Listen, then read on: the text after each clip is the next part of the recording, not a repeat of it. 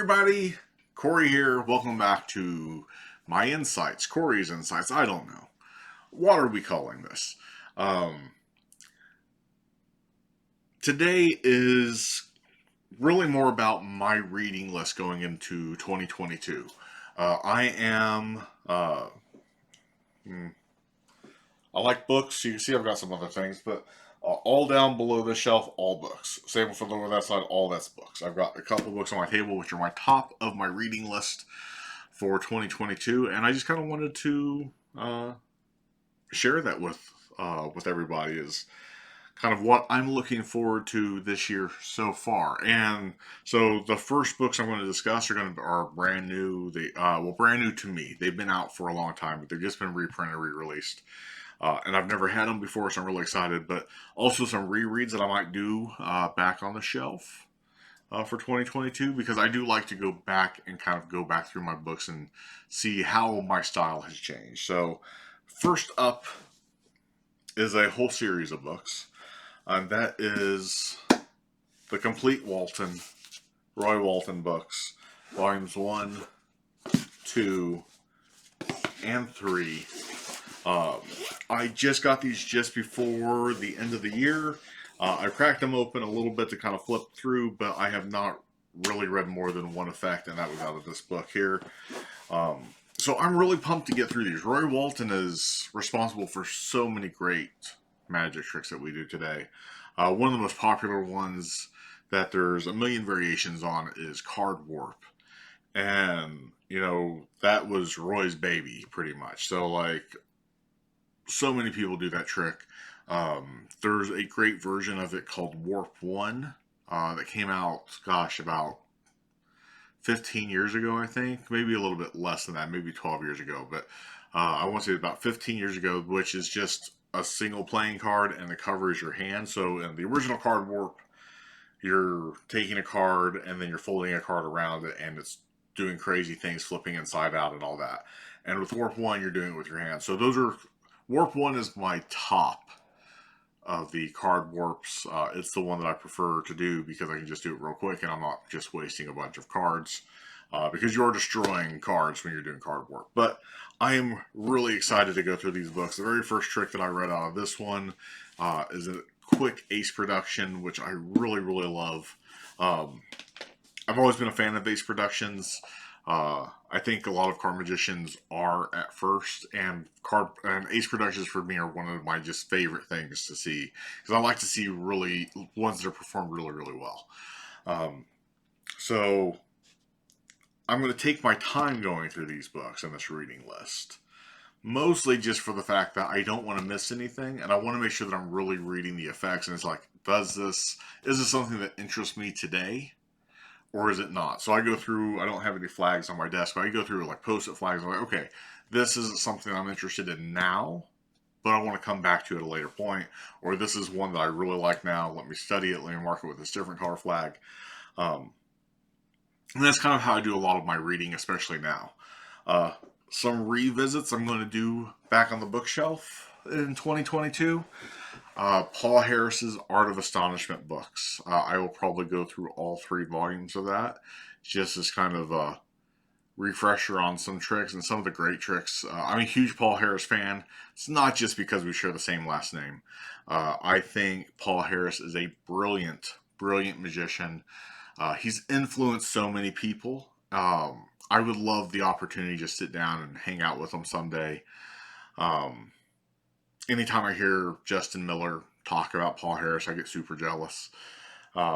Just because, when I started learning sleight of hand magic and getting really, really serious about my magic, Paul was one of those creators that I really gravitated towards. And this was long after he kind of stepped out the spotlight of the magic world. He kind of just disappeared and no one really heard much of him. So he was one that I really gravitated towards. Outside of Art of Astonishment, I am going to probably go through 1 or 2 of the volumes of Apocalypse. It's been a long time since I've gone through Apocalypse. I'm a big fan. If you want to know anything about me, I'm a huge fan of old newsletters. I have an effect that I'm releasing later, hopefully this year, I thought it was going to be last year and I procrastinated, but hopefully this year I'm going to be re-releasing an effect of mine, which is 100% based off an effect in the Jinx newsletters. Uh, it's one of my favorite tricks, and me bringing it out or re-releasing it is really a way for me to, come out to the Magic community. Is like, hey, this is an overlooked trick. I don't see anyone doing it. Um, and I think people need to be doing it. I think they overlook it because of what's involved in the trick, and it's outdated. So, with my version of it, again, it's 100% based off the original. There's not a huge change in handlings. I'm bringing a few different options out, but I'm really updating the pattern more than anything. And I originally released it through Black's Magic Shop back in, 2007, I think it was. And so that was the first time I released it. It was released as Hallucinations. Um, and this time we're going to re-release it.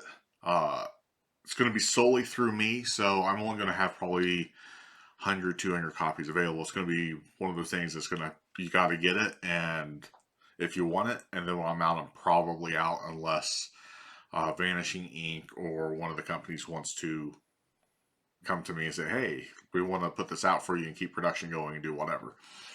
Which I'm open for that too. But for me, it's a big thing. I wanted to do it on my own just so it's not oversaturating the market. But I also wanted to put enough out there where it's not like a 10 item release and it's like, oh, when these 10 are gone, they're gone, and only 10 people in the world are going to do this. I think that's a good way to sell some things if you don't want it to oversaturate the market. But anyways, this is a book video, not about Corey's trick. It's shameless self-promotion. I'm going to start reading the Tarbell book. So these are a series of books I just recently started acquiring.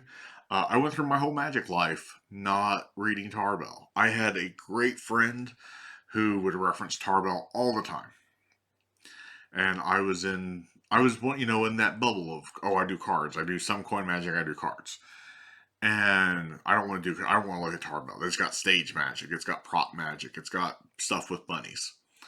And again, as I've evolved as a magician, I was like, you know what? There's good stuff in there. I can learn a lot from Tarbell still today after 30 years of Magic. So I just recently started acquiring those and trying to get the whole set. So I do plan on going through one or two of those in 2020 as well. And then lastly on my list that I'm going to try to go back through is... Where is it? Oh, the legendary Kabbalah. And that's one that I've had on my shelf for a long time, and I think I've only ever gone a little bit into it. And I think I found a trick, if I remember correctly, I found like a trick really quickly into there. I started working on and performed, and decided I didn't need the rest of the book. So that comes from part of me from the mentality of, as long as I find one thing out of a book that I want to do or I'm willing to do, that book is paid for the price of itself. And now I'm realizing it's like, oh, there's really good material in there. I should read the whole thing or go through the whole thing and look at it all. But that's another reason why I'm also going through a lot of these old books again, is your style changes when you're in Magic. So something I may have looked at 15 years ago and said, oh no, that's stupid, I don't like that.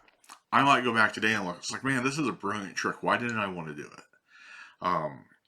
I think that goes for a lot of Magic. So I think it's important, one, to reread books. Even if you think that it's like, oh, there's nothing in there, go back to them later.